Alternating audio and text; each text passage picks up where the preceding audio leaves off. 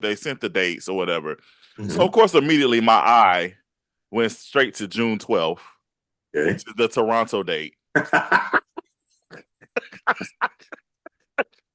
And I was like, I have a passport. Man, that's I, a true road game. Life is like a basketball game. Sometimes you're up, other times you're down. Opponents and adversaries coming at you left and right.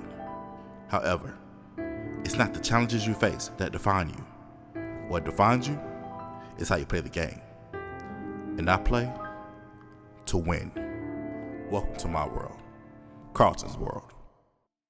Yo, what's up, everybody? Welcome to another episode of Carlton's World. It's your boy Carlton. Now, today, we have a special guest. So this is pretty much a part 2 of the Kendrick pod that I did because this young man hit me up in my DMs and said, "Hey, man, you should have invited me to talk about this." I did.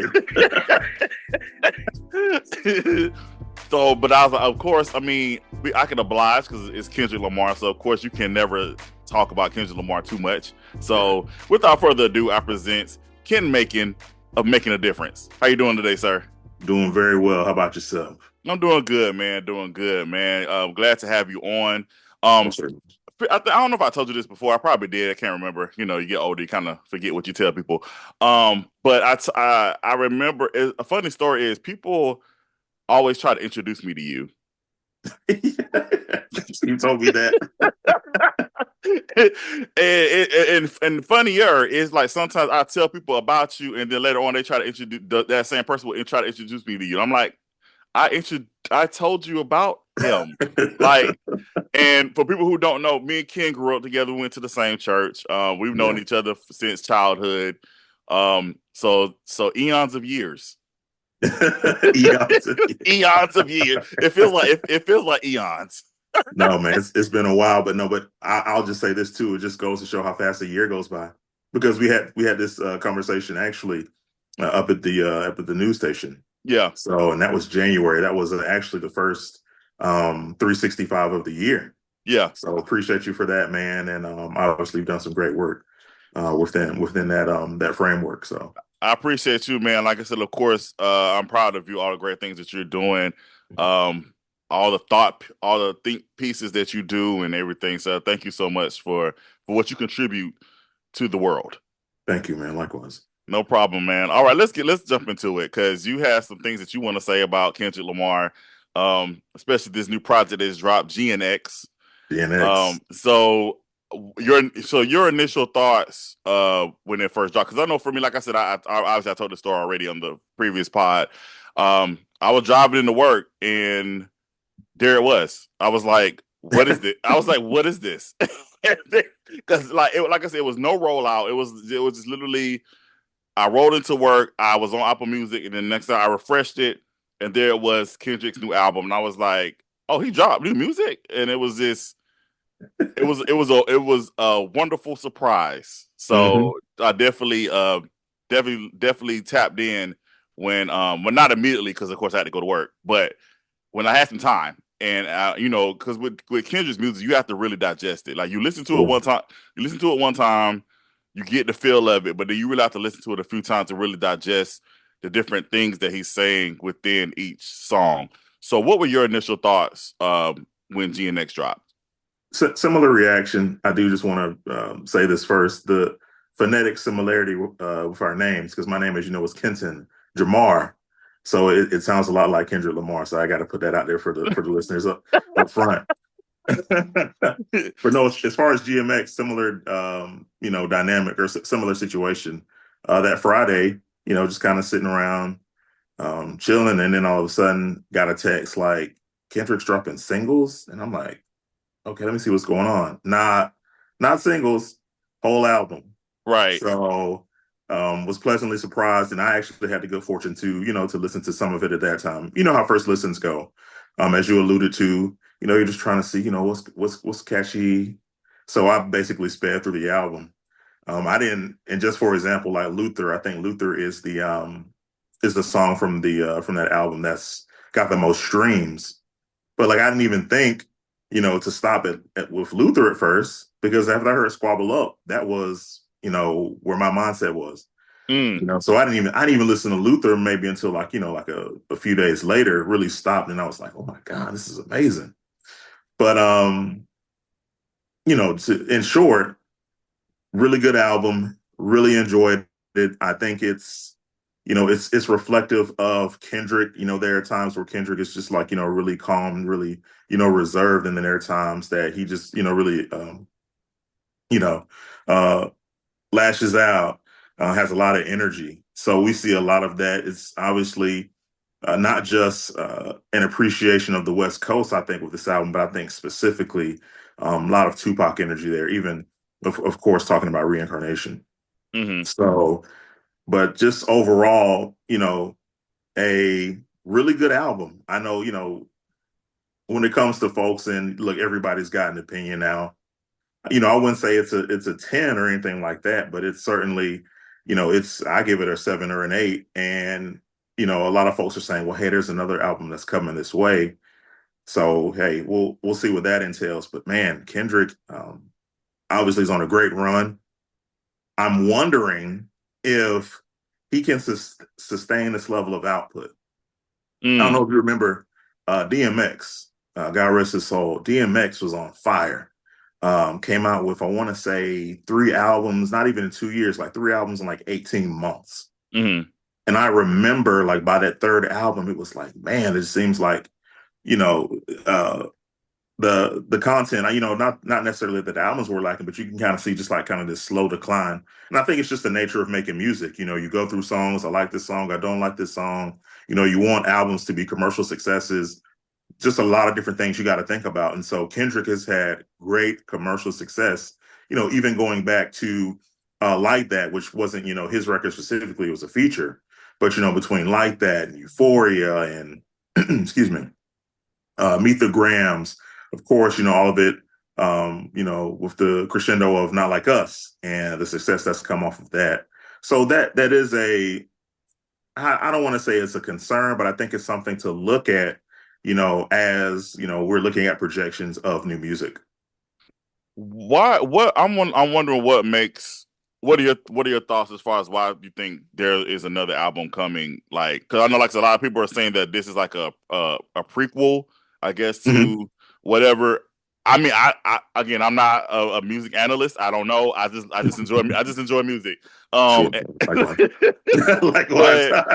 But so I don't really be thinking like real too deep into it. But what do you think? Why people are saying like this might be a precursor to something even bigger coming up? I've seen some fan theories and just some really cool stuff about just the nature of GNX. GNX being something that, well, GNX, the car itself, was a part of this bigger rollout. Okay. And so Kendrick, as we know, is very intentional. And I'm going to share something with you that I had really been thinking about writing on, but I'm going to look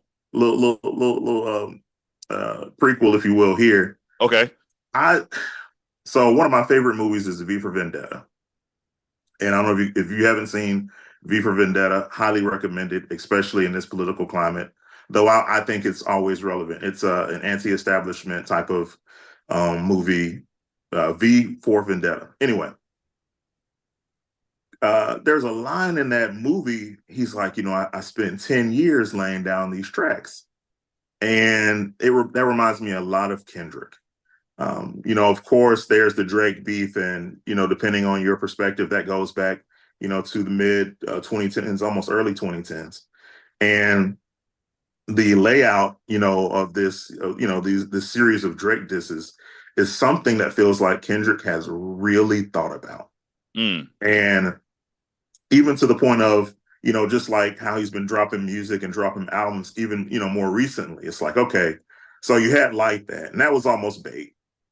So then you get Euphoria. And just for me personally, Euphoria is my favorite Kendrick record that has, that's come out since the back and forth with Drake.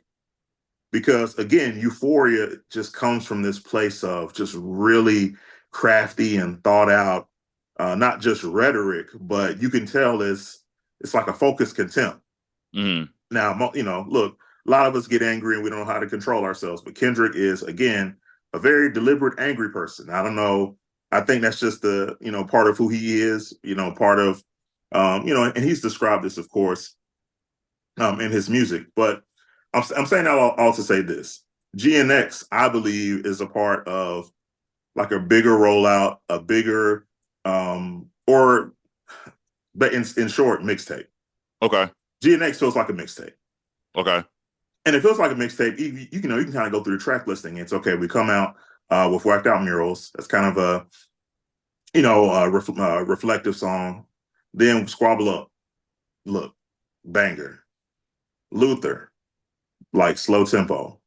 And it's almost like the album is almost manic, and it's like highs and lows, highs and lows, highs and lows, highs and lows. It doesn't feel like an album in which the album kind of we reach this like again like crescendo in terms of just excitement or storytelling. Like this really just feels like it's a series of great songs that's been put together. I'm talking about GNX. Mm-hmm. So I would anticipate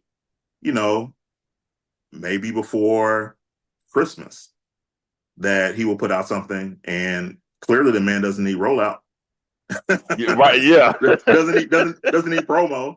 We're talking about, I think 300K first week with nothing. You know what I mean? Right. So I mean, just hey, that would be if he does, that would be an amazing Christmas gift.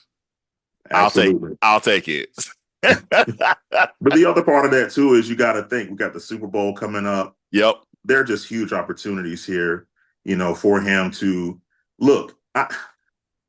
Depending on your perspective, I'm thinking Kendrick just Kendrick personally has got to be in this place where the response from Not Like Us, like Kendrick, I mean, from my perspective, was always a superstar. But I think just even within the framework of like pop music, like we would say that Drake is, a bigger pop star, not necessarily a bigger rap star, or excuse me, more proficient at rap. But as far as just household name, we would say Drake is more of a household name than Kendrick. No slight on Kendrick. Not Like Us has taken Kendrick into a different stratosphere. Mm-hmm. So where do you go? Where do you go from here? And with someone like Kendrick, who again, has been pretty clear about his feelings on the industry, on Drake, on on all of these different topics. And like, where does that put him in this place? Because he strikes me as a guy who really just wants to be left alone. Mm. You know what I mean? Like who, really doesn't lash out until, you approach him. And then, we get, look, 6 months plus of great music. Right. So shout out Kendrick. Right. What I enjoyed about GNX, like I said again, like you said, you get a really good balance of his music. Like I said, you get this poetic soul. Mm-hmm. You get this person who's reflecting on his life, his career, who takes accountability for things, especially in Heart Part 6. And you just listening to this again, this gentle poetic soul of a person. But then again, you got this other side, like, yo, like he's a bear, he's a beast, like, yo, he's definitely like let people know who he is and what he can do. You know what I'm saying? So I love the like you said, I like the back and forth. I enjoy the back and forth again. Like you get the real animated joints, and then you got the real calm, smooth joints that again that make you think and just make you reflect on different things. What are your favorite tracks? I know you mentioned Squabble Up.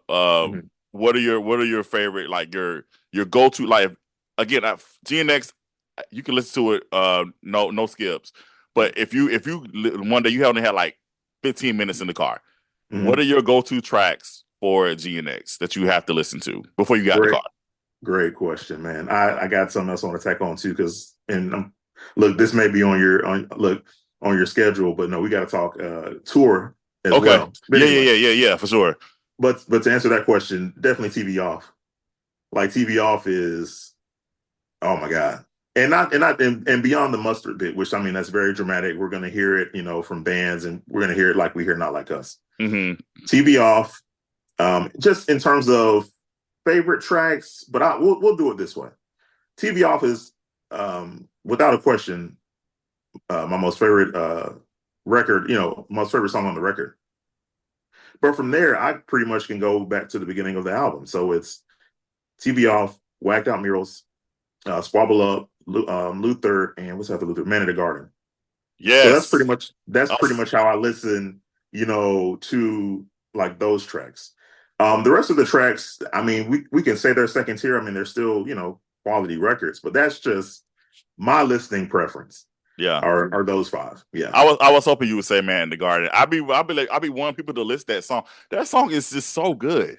Mm-hmm. And it's just like I said, again, it's so mellow, but again, it's just that first of all, that one mic beat, it's Mm-hmm. just it like all that, and then like I said again, it's just it gives you that the visuals that I see with that, and like I said again, I could just see a lot of things with that song. My sister Carmen, she taught me a visual that she thinks that he should do, and she told me she DM'd him and was like, I had the Okay. visual idea, so you just never know what could happen. But I told her, I said, yo, that's a really good idea for that song, Mm-hmm. very good idea. But yeah, I really hope he does the visual for Man at the Garden. Man at the Garden. That's actually my favorite track on the whole entire project.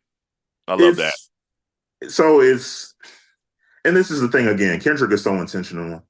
When you talk about one mic, there's a line in one mic where Nas talks about, Jesus, and dying at age 33. Hmm. So there are like these, religious undertones. Man at the Garden, of course, could be Garden of Gethsemane.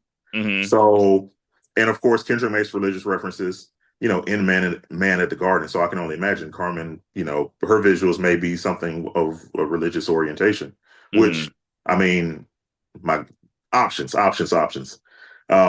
terms of just kind of like painting this picture, as far as Kendrick, look, that was the hard part five. I mean, that was a great visual where I mean he didn't go anywhere. He just incorporated AI. But I can only imagine, just what can be done with that song, just in terms of like the lushness of being in a garden or Hmm. just the loneliness. I mean, you could. I'm thinking about a lot of different, just elements of hip hop and tying in Nas. And I mean Nas, who has been unafraid, to use religious type of visuals and look in the past. Look with a certain rapper who shall not be named, but Right. but yeah, but no, that's my go-to. But let me say this, man, about the tour Okay.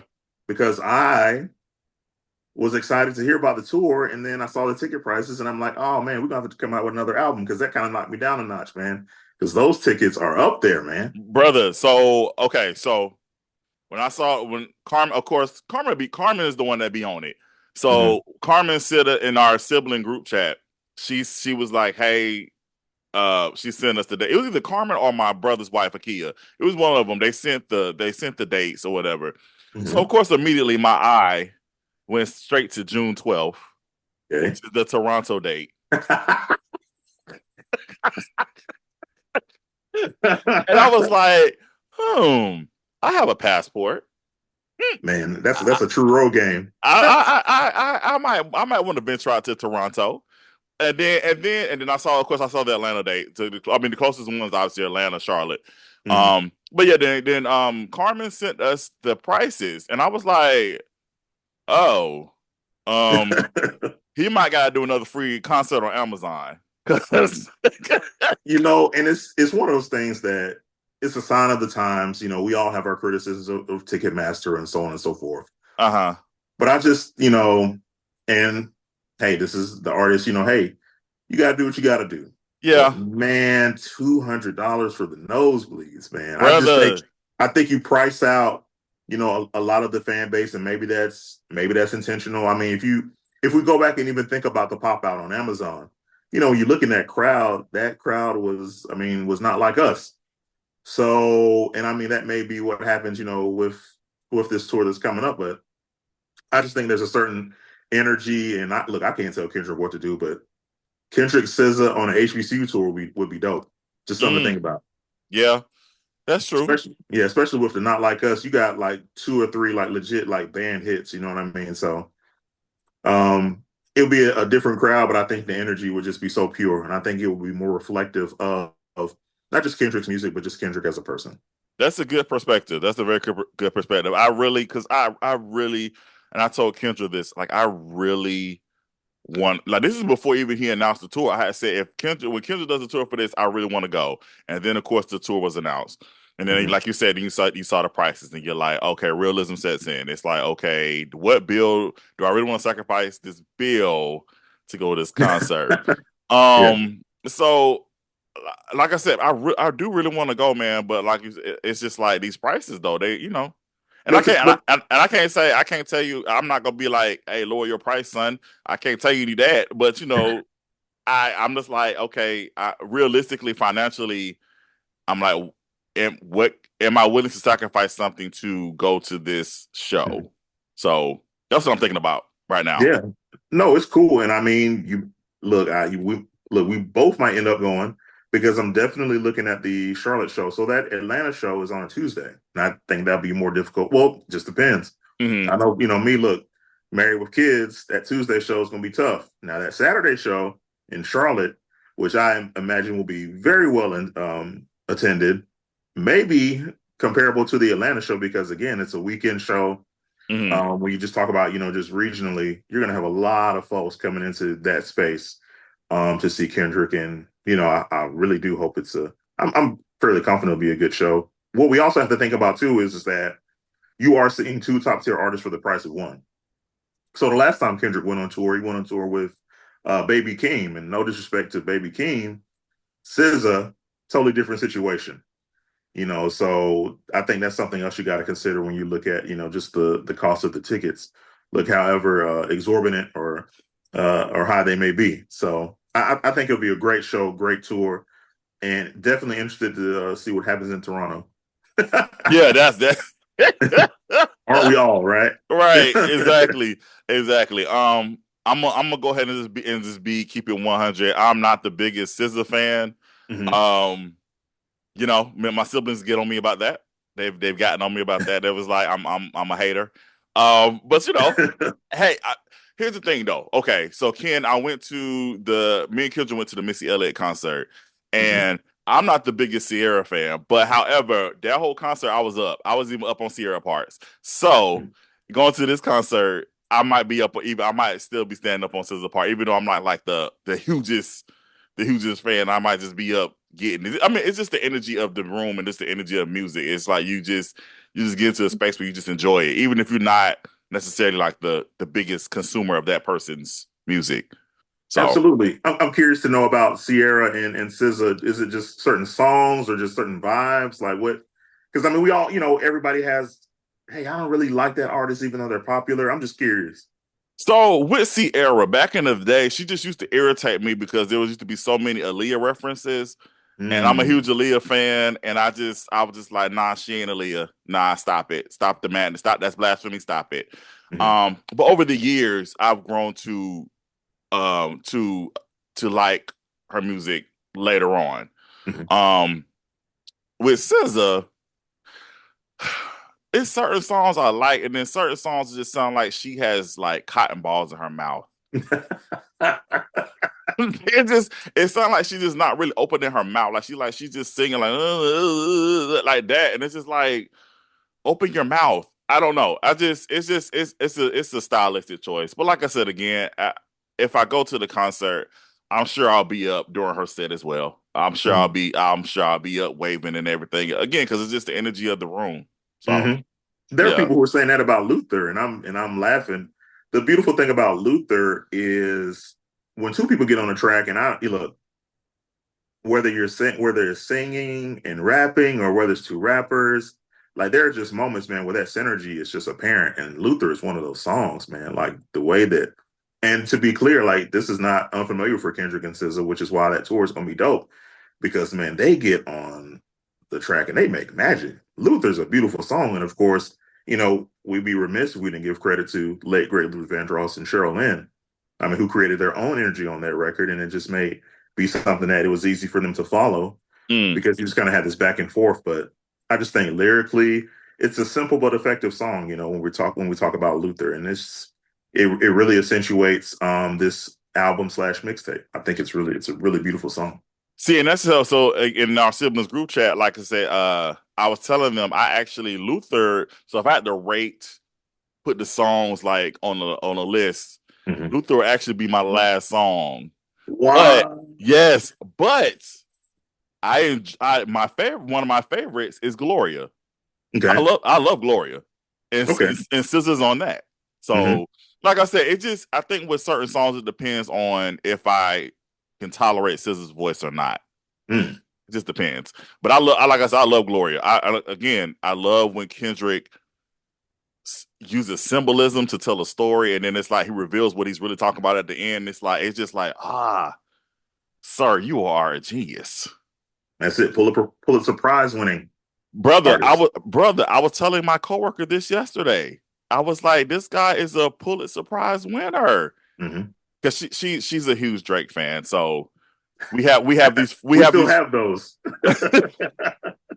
we have these fun debates at work, and I was explaining to her. I said I don't dislike Drake. I don't dislike him at all. Mhm. But as far as when you talk about as far as lyricism, it's Kendrick all day. What I like about what Kendrick has done is he's created a clear distinction because I do think that was something that was really lost in the sauce. As you know, people say, "Well, Drake, best rapper, greatest rapper," and so you have these conversations about Drake, Jay Z, so on and so forth, and Andre 3000 is in there. And I personally think when you compare best rappers, it's in a lot of ways it's apples and oranges. Mm, Drake is being the obvious exception because Drake's success has largely been, in this like pop or popular realm. And not to say that popular is derogatory, but I think when I say pop in reference to Drake, I think people know what I'm talking about. Like he's not your um tradition. Well, I'll put it this way. Drake is not hip hop per se. So hip hop, is like, Most Def or, Outkast. I think there's a separation that Kendrick has reinforced, in a sense, with a song such as a Not Like Us. mm-hmm. To say, hey, look, here's our, here's my problem with you as it relates to, I feel like you're someone who takes advantage or takes from the genre as opposed to, offer something constructive or positive. And it's whether you agree with it or not, Kendrick has made it a compelling commentary, Yeah. and it's made it a very catchy commentary that the world is singing along with. I mean, the literal like world, like that song is global. Right. So yeah, I just again, I continue to go back to Kendrick just as being a very intentional artist, a very intentional writer, and as both you and I are in the media space, I think it's just something that that really draws our attention. Is this brother is really getting his point across? Yes. You know what I mean? In a way that is not it's intricate, but it's not difficult. Yeah. Absolutely. All right. So Ken, I did this on, like I said, my previous episode. So I'm gonna throw this question at you. Okay. I want you to rate for your personal favorite to I don't want to say least favorite. I like I said again, I love all Kendrick's projects, but Mm-hmm. from your favorite to on down, Mm-hmm. all his projects, I want you to place them in order. You Your said projects? Yeah, like it's his Mm, albums. Yeah. man. So Good Kid, Mad City is at the top. Yeah, GKMC. I love To Pimp a Butterfly. Yep. Yep. Absolutely. Absolutely. It's a great album. Absolutely.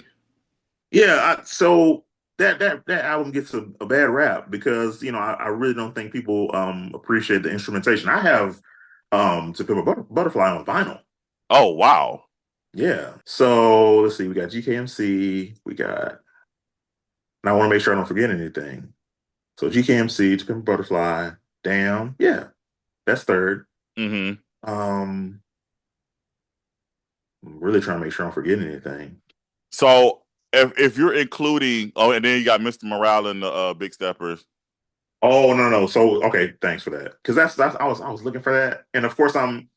So what I'm going to end up doing with Kendrick's earlier projects Okay. is I'm gonna end up. So we'll do it this way. I'm begrudgingly putting Mr. Morale at the bottom. Ken, I did the exact same thing. Like on my thing and again, to me, that's not a bad project. No, it's not. It's not. But as far as in comparison to what my go-tos, what I listen to, and like I said, just the relatability of everything. Mm-hmm. Yeah, man, I definitely put that album on. That's at the bottom of mine too. Yeah. Like you said, begrudgingly, because it's a good project. Yeah. I mean, I would say, so we got Damn. I would say after that, Section 80, then GNX, and then Mr. Morale. That's how we'll do that. Okay. Yep. Are you placing overly dedicated anywhere? Or are you just leaving that off?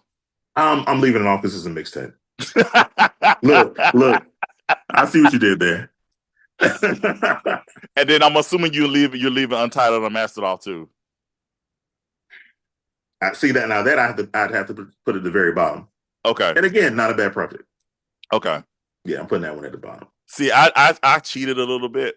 One of my good friends, Kevin, he was like, "Bro, you can't do this." I actually put To Pimp a Butterfly and Damn like second, both of them, because Wait a minute now. I did, because it's interchangeable for me. Like, it's some days I feel Damn over To Pimp a Butterfly, and the other days I feel the To Pimp a Butterfly over Damn. So I'm gonna put both of them second, and then and then, and then with the last one, like fifth, I was like, because I'm not putting anything at sixth place. I'm just not doing it. So with fifth, I was like, we're gonna put Untitled, Unmastered, and Mr. Morale. We're gonna put them both at fifth. So let's break this down real quick. To Pimp a Butterfly versus Damn. So no, I don't want to say definitively, but I will say like To Pimp a Butterfly by a hair. Okay. The instrumentation for one. Man, but that's so close. And the reason why it's so close is because like Damn's got some hits. That's why I placed both of them second. But To Pimp a Butterfly was just exceptional storytelling, man. Agreed. I agree with that. Exceptional storytelling, and I agree. Was very and I've used the word deliberate, but just as far as a concept album, and just high standard, very high standard. And not to say that that Damn wasn't a concept album. I mean, clearly it was. It's an album that you can literally listen to front and back. But yeah, and then listen to that one back to front and get a different message. That was, oh man, that was just that was dope. That was so dope, man. But again, this is a guy who, as as we've talked about, has really he spent years laying down these tracks, and it's just man. So we can only imagine. I don't know. I mean, there may be other rappers who have slighted Kendrick, and Kendrick may have So you're an X-Men guy, so you know what I mean when I say this. Xavier Protocols. Mm-hmm. The Xavier Protocols was loaded up on Cerebro. Mm-hmm. It was Professor Xavier had come up with a way to basically neutralize or eliminate every mutant. Mm. So Kendrick's probably got a list of, hey man, if this rapper ever come at me crazy, I got an album for this guy, or I got a song for this guy. Because I mean, this dog, look, Kendrick had a plan. That was apparent. Man had a plan to get Drake up out of here. And when I say get him up out of here, like Drake is obviously too much of an asset, in terms of just the industry to entirely eliminate. But people feel a lot differently about Drake than they did maybe 6 to 9 months ago. I agree. That's without question. Yeah. What this will be the last thing, and then I know we both got to go. What do you have any expectations for this? What I believe is going to be a great Super Bowl performance. Like, what do you want? What do you want to see? I'm pretty. I don't want to say indifferent about the Super Bowl performance. Okay. I just think there are a lot of things I always consider when it comes to Super Bowl. For one, just the NFL product is going to be totally different than what we'll get from an album or even from a tour. Mm-hmm. Because there are certain things that he can't say, or even separate from like the pop out. something that Amazon presents. Mm-hmm. So I really don't have any expectations per se. I think it'll be one of those things where I think we'll learn a lot about Kendrick as a performer. I think it will go well because these are things you have to think about. Like you really can't do the entirety of Not Like Us on the Right. Super Bowl stage. Right. But Kendrick has, enough songs at this point. He has enough of a catalog to put together a good performance. I certainly think. But I think it'll hit different than bringing out the entire West Coast or, like in Usher's case. Like Usher's catalog is kind of tailor made for a Super Bowl performance. I think Kendrick, that has yet to be determined.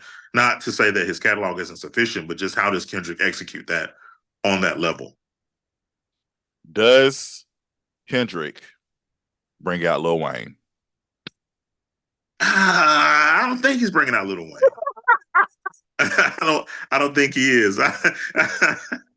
So, but I'm glad you mentioned Wayne because folks were like, "Well, man, he's disrespecting Wayne," blah blah blah, and it's like, do you listen to music or do you just skim through it? Mm. Clearly, the man is expressing, a level of respect. Absolutely. I like the Carter Three, so on and so forth. But and even Wayne, bless his heart, man. But then somebody said, "Well, man, Kendrick don't want to mess with Wayne." I said, "Look, this is what I want from Wayne. I want Wayne and Cordae to release an LP or an album because they put out two great songs, man. I don't know if you listen to Wayne and Cordae. They put out Saturday Mornings. That was a really good song. And then Back on the Road. I recommend both of those. Okay. That's what I want from Wayne. Wayne, not maybe 10 years ago, maybe 5-10 years ago. This would have been a great rap beef, but nah, I'm good on that. But there's nothing to beef about, though. I just, like I said, to be clear, like, right? And I agree with you wholeheartedly. Yeah. I mean, I like you said, I feel like Kendrick was paying homage to him, and he was just basically saying like Kendrick has worked hard for this moment, and unfortunately, this caused a disturbance. He just said his hard work. He felt like unfortunately let one of his rap heroes down because Lil Wayne was expressing how like he felt like he was let down that he wasn't a part of the Super Bowl. Like you said, it's either like are you just listening to stuff to just cause problems, or are you really listening to what he's saying? Right. And the other thing too is we have to understand we're in this age of rage bait. People will literally just say anything to get likes and views and all of this stuff. Mm-hmm. And they're just folks who really just aren't able to differentiate. But as somebody who listens to the music, like I get it. Like Kendrick and Kendrick has expressed this disappointment previously. Like, and that's what makes the Super Bowl performance so ironic, is because Kendrick is somebody who has expressed his gripes with the industry. Mm-hmm. But the Super Bowl performance is undoubtedly like creation of the industry, even down to like Jay-Z's contribution or presence, with the NFL, like that partnership. And Mm-hmm. I'm being polite here because, I have my gripes with the NFL and, with some of what Jay-Z does. But just on the whole, we'll see how it all shakes out. Kendrick will do the Super Bowl performance, and then we might not hear from Kendrick for a year. So, or say for the tour, excuse me. Mm-hmm. Yeah. But we'll see, man. Kendrick and not Wayne. Wayne, as much as we would like to see him, pull that off, I don't see. We've seen Wayne's performances in recent months and years, or excuse me, in recent years, and it's not anything worthy of a tour, let alone the Super Bowl stage. I can see, like I said, from the clip. I've only seen clips, but from the clips I've seen, I can see why he wouldn't have been asked. Mm-hmm. However, I do think because Kendrick's for the culture, and I think Lil Wayne will come out briefly. I'm not saying for a long time, but I think Kendrick will bring out Lil Wayne briefly. I think personally.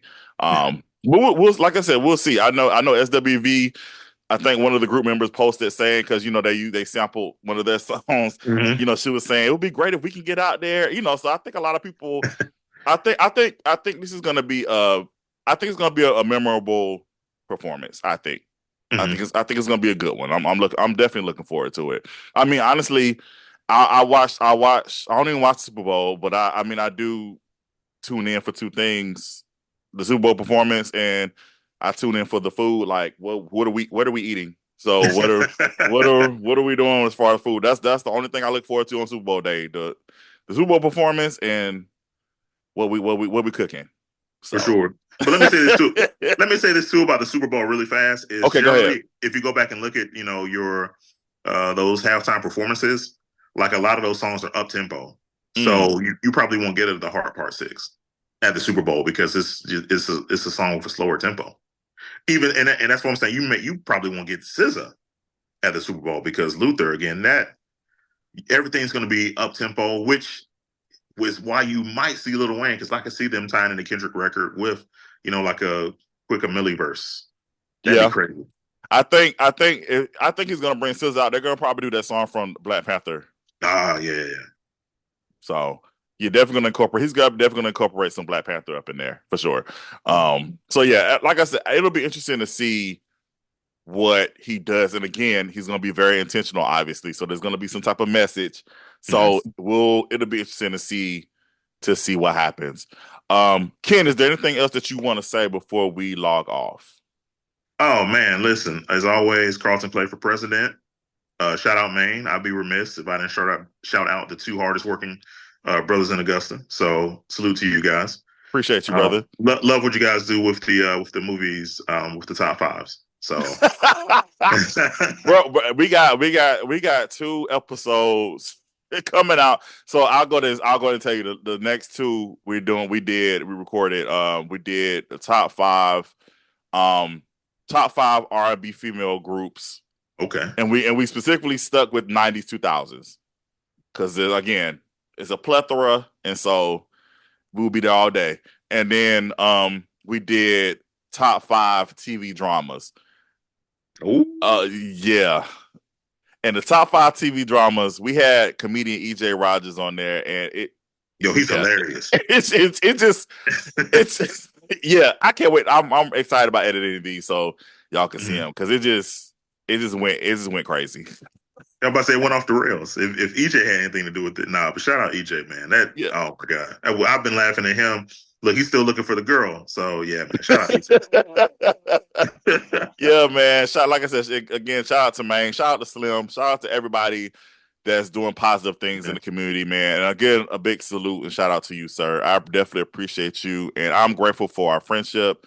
And thank likewise. you for being just instrumental in the arts and everything that you do. Thank you so much. We definitely appreciate it. Likewise. Yeah, man. All right, y'all. That is it. Thank y'all so much for listening and or watching. And until next time, thank you for being a part of my world. Peace. Peace.